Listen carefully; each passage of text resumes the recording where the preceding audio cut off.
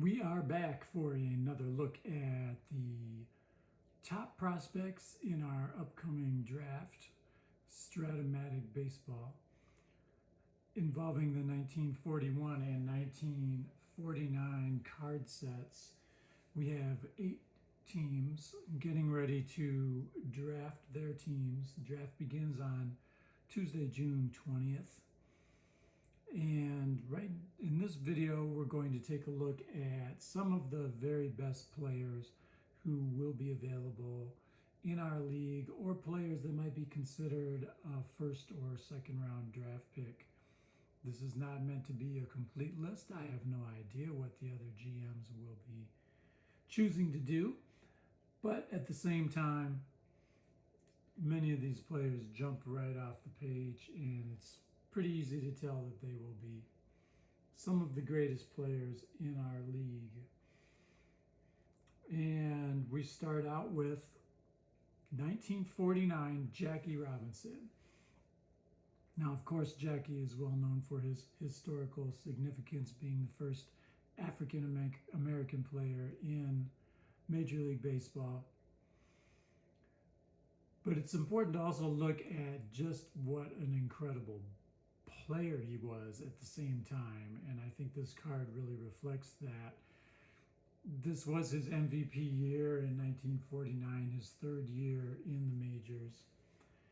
He hit .342 with a .432 on base, .528 slugging, 16 home runs, 38 doubles, 12 triples, 37 stolen bases. And this was at a time when not very many players were stealing bases, and Jackie was a menace on the bases. Star 2 to 6 with a 12 to get his lead, 17 stolen base number. Solid defensively, his second base 2E16, which will be reduced a little bit with our error adjustment chart. Strat-O-Matic came out with a error adjustment chart in their most recent winter newsletter, and we'll be using that chart. There'll be a few less errors in our league environment. And one of the reasons that we're doing that is if and when we expand to include players from other decades, it creates an even playing field with the fielding percentages. But yeah, back to Jackie Robinson. You think about a player like this, he can transform a team. He can even transform a draft. You know, if you don't get Jackie Robinson, you're probably thinking, all right, at some point I got to deal with this guy. I'm going to have to draft a catcher with a good throwing arm, or I'm going to have to get some pitchers with a good hold. There are a few other base stealers. There's not a lot of base stealers in this league. I'll go over some of the potential great pinch runners, base stealers. I found maybe 5 or 6, and most of them are all pinch runners. Jackie's an everyday player. His card is not ballpark dependent, as you can see. You know, some players, some GMs are going to have a pitcher's park. Jackie can hit in a pitcher's park. He can hit in any park. So, a truly great player, not just a historical player, but a truly great baseball player, all-around player. Jackie Robinson of the 1949 Dodgers. There's Ted Williams, 1941, the last player to hit over 400. He hit .406 this year with a .551 on base. Williams had 145 walks in this season and struck out only 27 times. That is a mind-boggling thing to even try to wrap your mind around. 37 home runs, 33 doubles, 735 slugging. And one of the things that I love about this Ted Williams card, in comparing him to some of the greatest cards that Strat-O-Matic has ever made, is So what stands out to me is that he's equally, if not better, versus lefties. Less power, but equally as good against lefties. And not as ballpark dependent against lefties. That's one of the things that stands out to me when you start looking for which is the greatest Strat-O-Matic card. And maybe we'll do a video on that at some point. But the 1920 Babe Ruth, the 1956 Mickey Mantle, the Negro League star, Hall of Fame card of Oscar Charleston,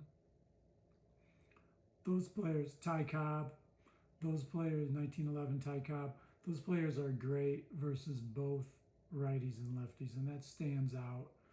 And I would personally put this card as certainly one of the greatest cards ever made. So my team, the Homestead Grays, was fortunate enough to win a best of 3 dice roll with Coach Todd Thomas's Texas Colt 45s in order to gain the right to the first overall pick. And it would be pretty difficult to not select Ted Williams. A truly great player, the splendid Splinter 1941 Red Sox Teddy ballgame. We continue a theme of extremely iconic players with the 1941 Joe DiMaggio. And it's important to note that the baseball writers of that time did vote Joe DiMaggio as the MVP of 1941 and not Ted Williams. DiMaggio's Yankees won the World Series. The Red Sox came in second place. DiMaggio hit .357, .440 with a .643 slugging, 30 home runs, 11 triples, 43 doubles. And check out the defense. Center field 1, -4 arm, an E10. That'll probably be, I'd have to look it up, probably be an E7 with the adjustment chart, maybe an E6, which puts him up there as one of the greatest defensive center fielders ever. Again, we were talking about being able to hit both righties and lefties. DiMaggio is a little bit better versus lefties, but still great against righties. It's a little bit of a ballpark dependent card. You know, if you put him in a pitcher's park, you see all those diamonds in the one column. He's not going to hit as many home runs in a park that doesn't allow home runs for righties. But it's Joltin' Joe DiMaggio. Certainly could get consideration for the first overall pick. Certainly an amazing player, and anybody that gets him will be very fortunate. Joe DiMaggio of the 1941 World Champion New York Yankees. Stan Musial, 1949 St. Louis Cardinals. So a few things I wanted to mention about this card. Overall, Musial that year, 13 triples, 41 doubles, 36 home runs. He hit .338, 438 on base, 628, 624 slugging. According to Baseball Reference, against righties this year, he had .394, 491, 668.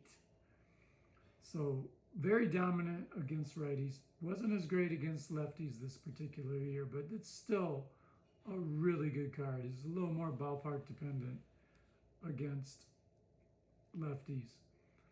The defense stands out as certainly being better than Williams when you're making that kind of comparison. You can play him in right field. You know, Williams is a 3. Musial is a 2 in right field. He can play first base, and with a low error rating at first base, which makes him pretty valuable when you're doing double switches or roster management. You know, if I take Williams, I know I need a right fielder. I can't put Ted Williams in right field and have him be a 4. I mean, I could, but it would probably not be the wisest move. Obviously, he can't play first base. If you take Musial, you have flexibility as you go through the rest of the draft. Maybe the first baseman you're looking at aren't there in the second, third, fourth round, but you already got Musial. Same thing with a right fielder or a left fielder. So he gives you flexibility in that way. The other thing that I wanted to mention about our league is we have introduced the concept of top prospects in the sense that after the completion of our season, each team will be able to keep 2 players in their keeper protected list, and then we will add to that list of available players the 1948 set. So the team that has Musial will have not only one of the top hitters in the league anyways, but then they'll be able to upgrade him to the 1948 Stan Musial, where he had 376 with a 450 on base, a 702 slugging. He had 18 triples, 46 doubles, and 39 home runs in 48. So that could be a very strategic move for a team in taking Musial, getting a great player, but getting an even greater player in season 2 of our league. And I know I'm spending a lot of time on Musial, but I think it's worth mentioning. You know, this is a player that was overshadowed a lot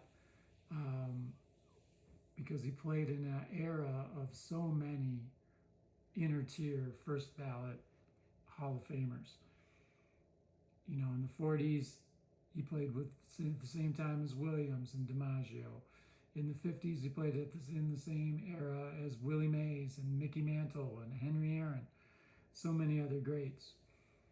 But it's important to point out, over the course of 22 seasons, Musial hit 331 for his career. In 1962, at the age of 41, Stan the Man hit 330. Definitely one of the greatest hitters and baseball players of all time. Stan the Man of the 1949 St. Louis Cardinals. Here's a player that got overlooked through history quite a bit. Pete Reeser of the 41 Dodgers. Reeser was a phenom coming into the major leagues. He then, like so many other players, he missed 43, 44, and 45 due to serving in the armed services during the World War II. But he was one of the fastest players and a truly great player early on in his career. After the war, he had a couple of good seasons, and he had some injuries. So he's one of those guys that's been lost to history. But if you look at this card, you know, first of all, the defense jumps out. A center field 1 -5 E8 is even better than DiMaggio. Would I take him ahead of DiMaggio? No, but he's very clearly the second best center fielder available, at least in my opinion. Running 1-17, and with that kind of range in center field, you think, well, why isn't he stealing bases? For some reason, he didn't steal a lot in 41. In 1942, he stole 20 bases, and in 43, he stole 34. They both led the National League in stolen bases. I'm mistaken. He missed the 3 seasons he missed were 44, 45, and 46, I believe. 17 triples, 39 doubles, both led the National League in 1941. According to Baseball Reference, he had 369, 432, 607 versus righties. Just a very, very valuable player to have on your team. Pete Reeser of the 1941 Brooklyn Dodgers. If you like home runs and you want to create a run of a ballpark that favors righty hitters and does not allow home runs to players like Ted Williams and Stan Musial, this might be your guy. Ralph Kiner of the 49 Pirates, 54 home runs. He hit 310 with a 432 on base, 658 slugging. That is a left field 4 with a +1 arm. That's going to be an issue, but you give that up for the home runs. 54 home runs is by far far the most home runs in our league environment for this first season. I believe Williams was second at 37. He is ballpark dependent, though. You see that ballpark diamond at the 2.7. So, you know, if you have him in if your home ballpark is Yankee Stadium, he's not going to hit as many home runs for you. That 7 will come up more than any other number, of course. So, but yeah, that's Ralph Kiner, 54 home runs. I would be very surprised if he made it to the second round. It's Ralph Kiner of the 49 Pittsburgh Pirates. Here's a card that jumps out. Coach Todd and I were talking about this guy just yesterday, I believe, looking at some of the cards. Roy Cullenbine of the 41 Cardinals. Look at all those walks. Cullenbine, 452 on base. He's also pretty versatile defensively. He can play any defensive position in the outfield, and you can put him at first base. He's not going to be great at first base, but you can do it. But it's intriguing to have a player like that with that much on base. 317, 452 on base, 465 slugging. He did have 29 doubles, but you know, you put him in front of somebody who can hit some home runs, that's going to be a 2-run home run more often than a solo shot. So that's Roy Cullenbine of the 41 Cardinals. When we were talking about top prospects, here's somebody to look at. Now you look at this card and you might say, dude, what's up? This is not a first round draft pick type card. But hold on, my friend, let me explain. This is Lou Boudreau, the 1949 Cleveland Indians. It's still one of the best shortstop cards available, probably top 2, top 3. You could make an argument with me that this is the best shortstop in the league anyways. I could see it. He did it 284 that year with a 381 on base, 364 slugging. But you draft him and you keep him for season 2, and all of a sudden 1948 card comes around. And that 48 card is one of the best shortstop cards that I've ever seen. We've had leagues before with all-time greats, any carded player ever available, and he's consistently one of the 8 shortstops starting in that league. 48, he had 355 with a 453 on base. 534 slugging. He was a shortstop, 1 E18, 18 home runs, 34 doubles. It was truly one of the great seasons if you consider the fact that he was also the league MVP. He was the player manager of the Cleveland Indians that year that won the World Series championship. So this would be an intriguing and slick move for a team to take Lou Boudreau early. You have a good solid shortstop. He turns into a superstar in year 2. And of course, he could also be a great trade chip too. Somebody might give you a boatload for him at the trade deadline.